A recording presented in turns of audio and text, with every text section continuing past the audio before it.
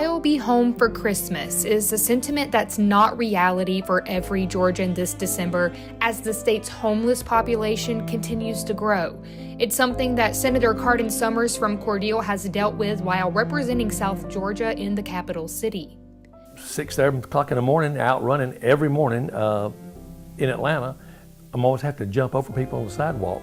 And it's not just indigenous to the Atlanta area. I've got commissioners from Ben Hill County, commissioners from Berrien County calling me saying, we got people living in the woods. So Senator Summers championed Senate Bill 62. It was controversial at first because it encouraged cities and counties to enforce any ordinances against public camping or sleeping already in place at the local level.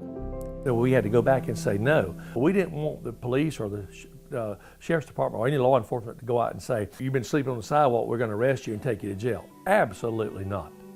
All communities have vacant parking lots. All communities have vacant buildings. Let's try to move the homeless to an area where there can be some safety factors involved. A solution for safety and comfort, welcomed by Senator Summers' constituent Tyron Blackman, who's been unsheltered in Cordele for years. We need a positive place, a positive vibe. You know what I mean? Because everybody needs somebody. Because I told the guy this morning, you didn't get anything by yourself, man. Somebody had to help you. Even though the language about creating government-run camps was taken out of the bill before it became law in July of 2023, I wanted to know, would such facilities work? One camp in Douglasville, Georgia could be the example that more follow in the future. It's on property owned and designated by the county, but run by a church. We have a legal supervised camp, thanks to Judge Bo McLean, Superior Court Judge of Douglasville, Georgia.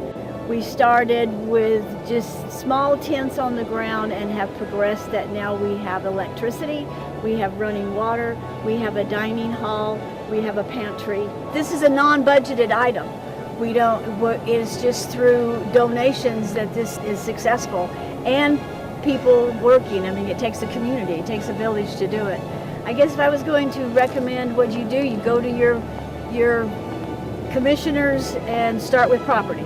Get a church involved, someone that at the heart that wants to seek those that need help. This Christmas season, Sheena Haven has received so many donations from the community that they've been able to help the unsheltered living outside of their camp. Back here in South Georgia, Senator Summers is still hopeful that one day county and city camps, possibly run in conjunction with churches, may take off so everyone has a home for the holidays.